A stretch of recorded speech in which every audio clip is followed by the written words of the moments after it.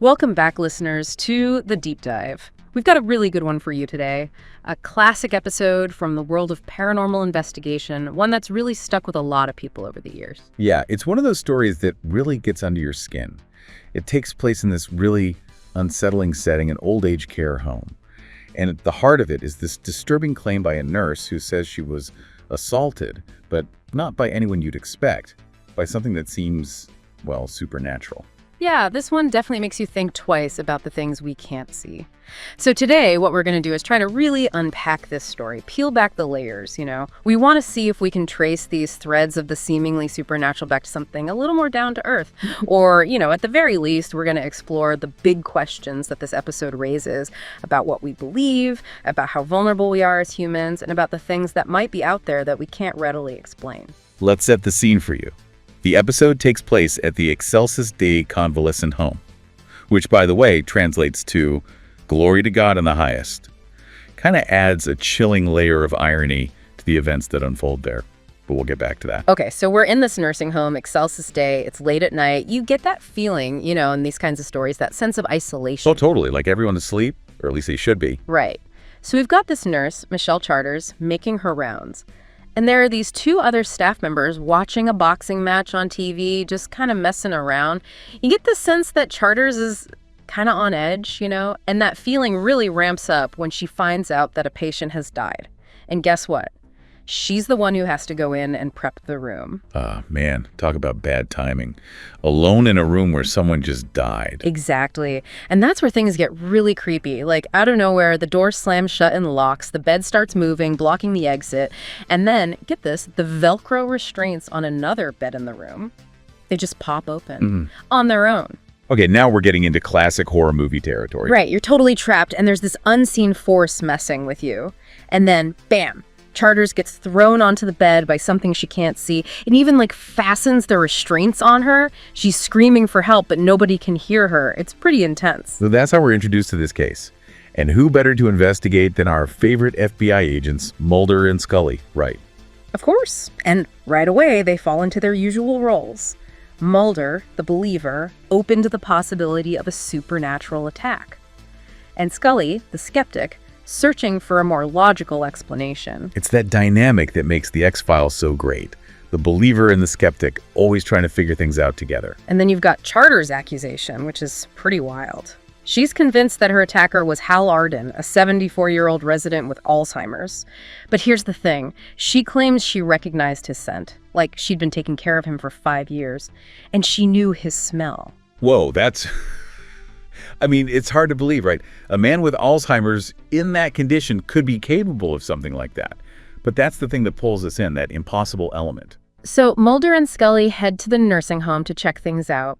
And there are all these little details that just add to the mystery. They talk to Arden himself, and he actually seems pretty lucid for a guy with Alzheimer's. He denies the accusations, even makes a joke about being too old for that kind of trouble. It's like, okay, maybe he's not as far gone as everyone thinks. But then they meet Mrs. Dawson, the administrator of the home, and she drops a bombshell. She says Charters has a history of filing insurance claims. Ooh, that changes things a bit, doesn't it? Makes you wonder if Charters might be making this whole thing up. Right. So we've got this unreliable narrator, maybe. But just when you think you're starting to figure things out, bam, Hal Arden dies, suddenly and unexpectedly. And his roommate, Stan Phillips, is acting really suspicious. Plus, they find out Arden was part of a trial for an experimental drug called dapranol designed to help with Alzheimer's. And of course, Scully's skeptical. She's like, is this drug really working, or is there something else going on? I mean, is it a supernatural attack? Is Charters lying? Is the drug having some weird side effects? Or is there something else entirely that we haven't even considered yet? The plot thickens, right. Mulder and Scully keep digging, and they meet some of the other residents. There's this guy, Leo Kreutzer, who used to be a famous artist. He hints that there's something more than just the dapranol that's making some of the residents better. And then there's Stan, Arden's roommate. He's getting more and more desperate to stay at the nursing home, acting really erratic. It all culminates in this tragic scene where he actually attacks and kills an orderly who's trying to move him. Yeah, that's where things get really dark. It's not just about the assault anymore. People are dying. The residents are acting stranger and stranger. It's like something's brewing under the surface at this nursing home. And here comes the twist. Mulder finds out that there's this whole secret operation going on in the basement. A Malaysian orderly named Gungbituin is growing psychoactive mushrooms down there. Whoa, talk about a game changer. Right. And Gung's motivations are kind of complicated. See, in his culture, elders are super respected. He's really bothered by how the residents are being treated at Excelsis Dei. It clashes with his beliefs. So he's basically trying to help them. He thinks the mushrooms will ease their suffering, maybe give them some kind of escape. But he also believes that the mushrooms allow the residents to connect with spirits, angry spirits who are trapped in the nursing home.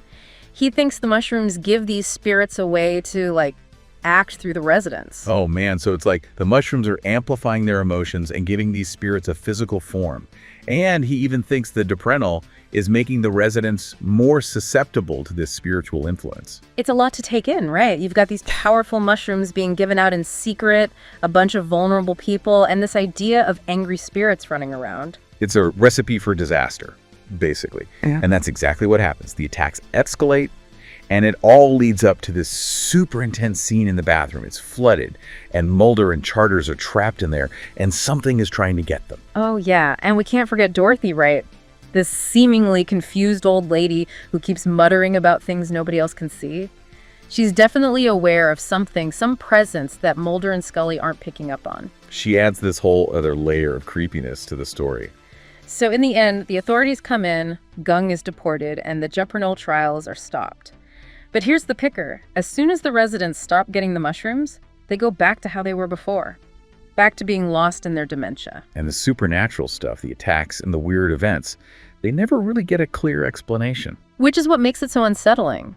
The episode leaves you wondering, was it really spirits? Was it the mushrooms? Or was it something else entirely that we just don't understand? Exactly. And that ambiguity is what makes this episode so good. It makes you think. And that's kind of the beauty of the X-Files, isn't it? It's about the mysteries, the things we can't explain.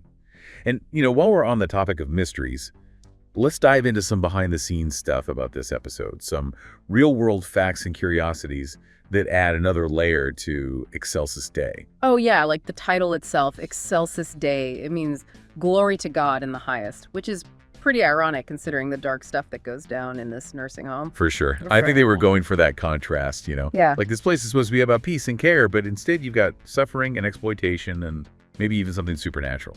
And then there's that line where Scully tells Mulder he's been reading too much Carlos Castaneda.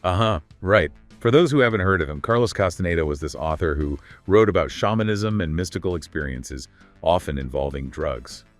It's a subtle nod to the idea of altered states of consciousness, which is kind of what this whole episode is about. Oh, and get this. The episode was filmed at Riverview Hospital, a real psychiatric facility. It's known for being pretty creaky, which definitely adds to the atmosphere. Yeah, places like that have a certain vibe, Yeah. It's like they've absorbed all these stories, all these emotions. And here's a little tidbit I found. The character of Michelle Charters, the nurse, was originally written as a lesbian. Interesting. I wonder how that would have changed the dynamic of the story. Right. It makes you think. Anyway, when Excelsis Dei first aired back in December of '94, it got a Nielsen rating of 8.9, which means millions of people tuned in to watch. Wow, that's a lot of people. I guess the X-Files really struck a chord back then. Oh, totally. It was huge. And what's really cool about this episode is how it tackles these big real-world issues. You've got elder abuse, Alzheimer's disease, even sexual assault. It uses the supernatural as a lens to explore these really difficult topics. Absolutely. It gives the episode some serious weight. It's not just a spooky story. It's about something real. And did you know that the director of this episode, Steven Surgic, was actually a huge fan of The X-Files? He specifically asked to direct Excelsis Dei. It was his only contribution to the series, so it was kind of a passion project for him. Oh, cool. I bet that's why it's so well done. He must have put a lot of heart into it. And talk about a tight deadline. They only got the script 2 days before filming started. Yikes. That's cutting it close. I can't imagine the pressure they were under. Right. And then there's that bathroom scene where it's all flooded. They used over 3,000 gallons of water to film that. Whoa, that's a lot of water. I guess they really wanted to make an impact with that scene. Oh, and there are these rumors, from the set. Some of the cast and crew said they heard voices and experienced other weird stuff while they were filming at Riverview Hospital. Some of them were even scared to go into certain parts of the building alone. Oh man, that's creepy. It kind of makes you wonder if maybe, just maybe, there's something to this whole ghost thing after all. Exactly, it makes you think. So at the end of the day, what's Excelsis Dei really about? Well, it's about the darkness that can lurk beneath the surface of things. It's about our vulnerability as we age. And it's about those lingering questions that make us question what's real and what's not. It's about the mysteries of the human mind, the power of belief, and the potential for both good and evil to exist in the most unexpected places. Were those angry spirits? Was it the mushrooms, or was it something else we just can't grasp? Excelsis Dei doesn't give us easy answers. It leaves us with more questions than answers. And that's why, decades later, it's still such a powerful and thought-provoking episode. It reminds us that there's always more to explore, more to uncover in the shadows of the unexplained. And isn't that what makes these kinds of stories so fascinating? The fact that they stay with us long after we've heard them. They make us look at the world a little differently, question the things we thought we knew. Absolutely. And who knows, maybe there's something out there, just beyond our perception, waiting to be discovered. Until next time, keep exploring, keep questioning, and keep diving deep. And remember, the truth is out there,